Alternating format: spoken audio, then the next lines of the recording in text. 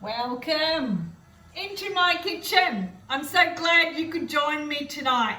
Today, whatever time it is your time, this episode is Cacio e pepe, which literally means the cacio cheese and the pepe. And in this episode, we're going to heat up the peppercorns, and then we're going to do a very easy recipe. There's so many ways you could do this. You don't need to heat up the peppercorns. You can do it from cracked pepper. Doesn't need to be. But if you want that density in flavour, the best way, my recommendation would be to heat the peppercorns up, because in the heating process of heating the peppercorns, it actually releases the flavour of the pepper. Most pepper, black pepper, oh, I wish you could smell that pepper. Oh, just coming out, the flavour. Ooh.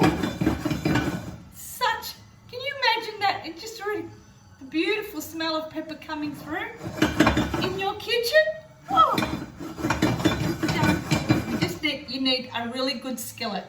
The best skillet is just getting one that you can get at a hospitality place that you can actually cook on the stove, in the oven, one that doesn't require, you can put it out in the barbecue, wherever you can cook it outside, and it just don't worry about those.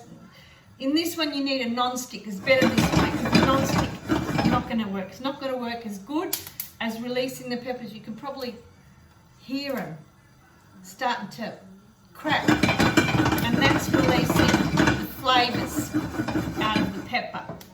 Now I'm just going to stop that, let that heat up, let that cool down.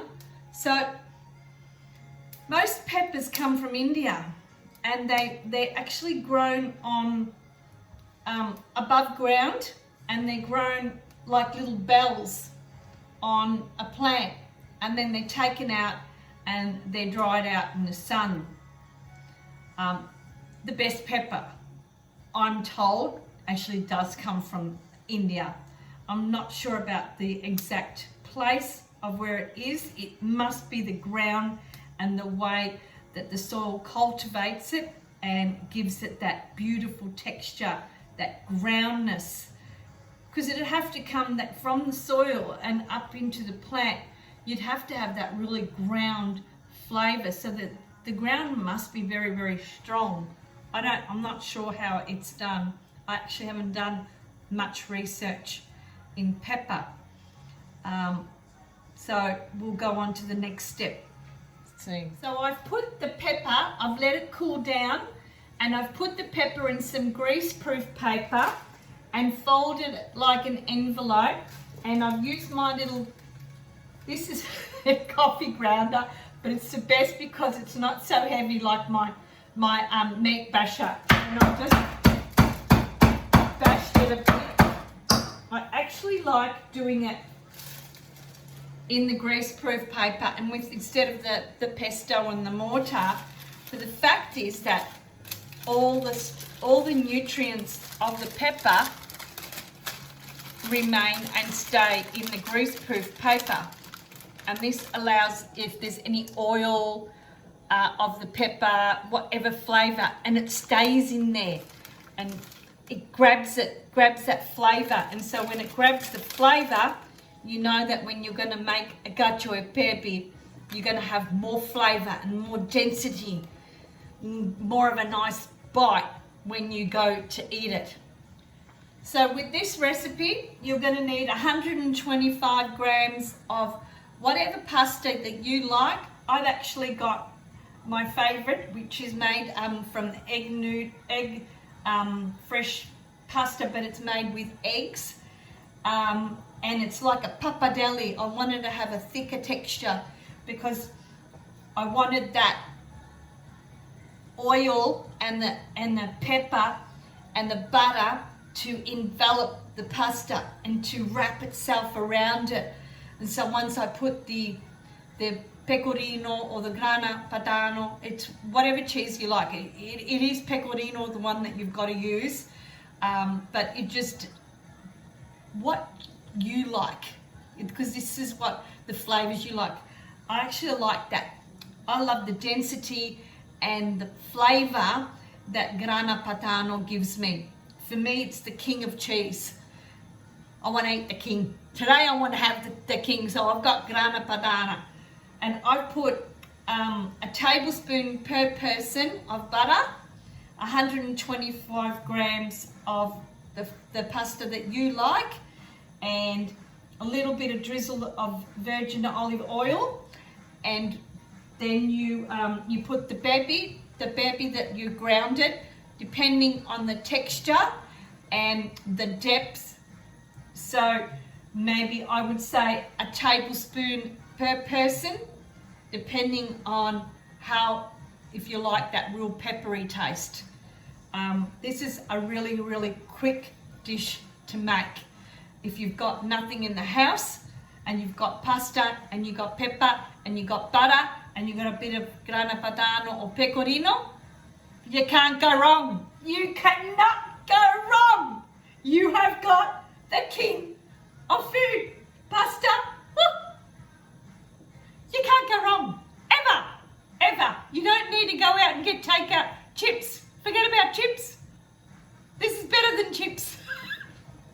And then you can add salt, depending to taste. You might not need to add salt because you've already added salt in when you've cooked the pasta, and you're going to have the grana padano cheese, and that's pretty got some density and flavour, so you might not need to have salt.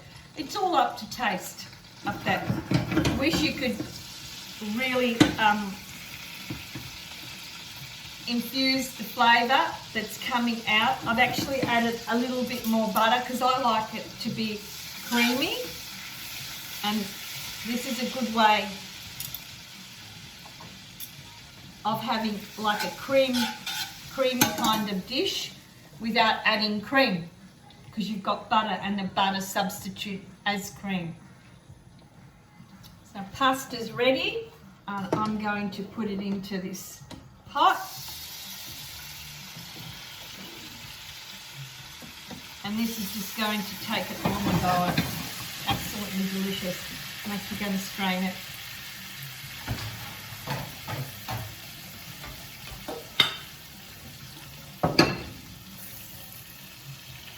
I wish you could smell it.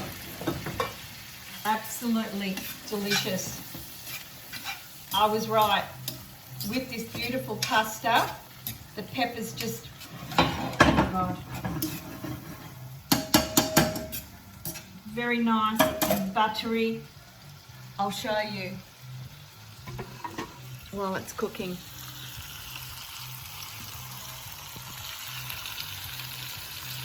Look at that. Absolutely delicious. Absolutely delicious.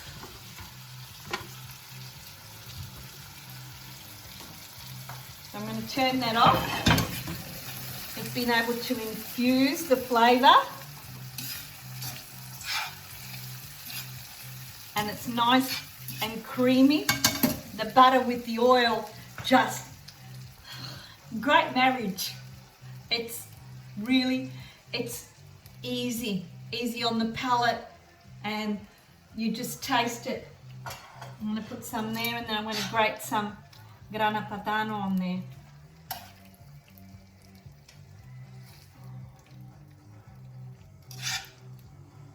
Absolutely beautiful. Yep. So 1 tablespoon of the crushed peppercorns is just perfect. Have a look at that. Beautiful, nice, rich texture. Absolutely beautiful. Buon appetito.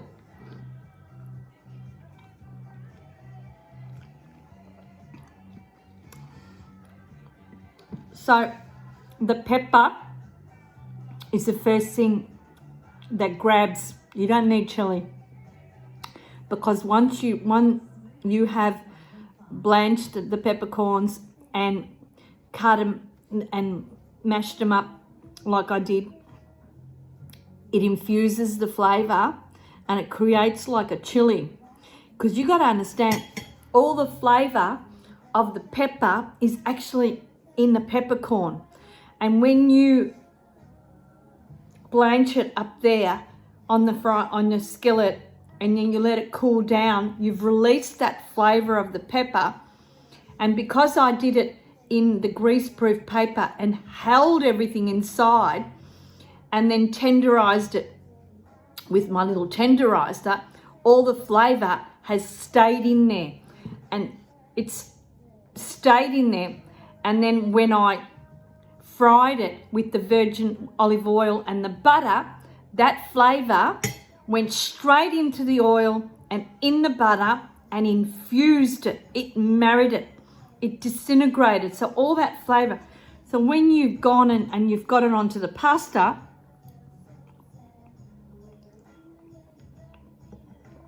it's grabbed all the flavour.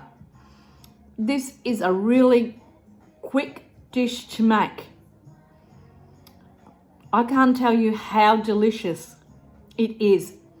The flavour is phenomenal. It's just releasing all this pepper and the cheese, the grana padano. Pecorino's my favourite. I'm Sicilian. I do everything with pecorino. But grana padano is just...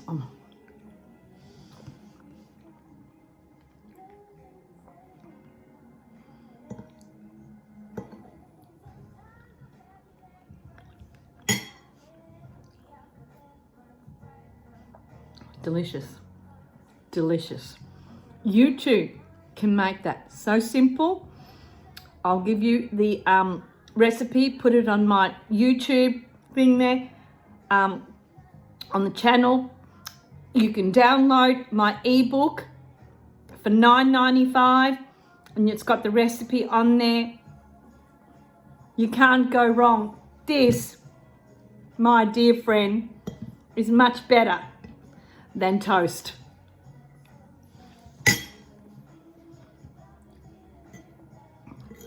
Subscribe to my YouTube channel, follow me on Instagram, and this is episode 26 of 101 ways to transform the way you cook. I'll see you on the next one. Arrivederci.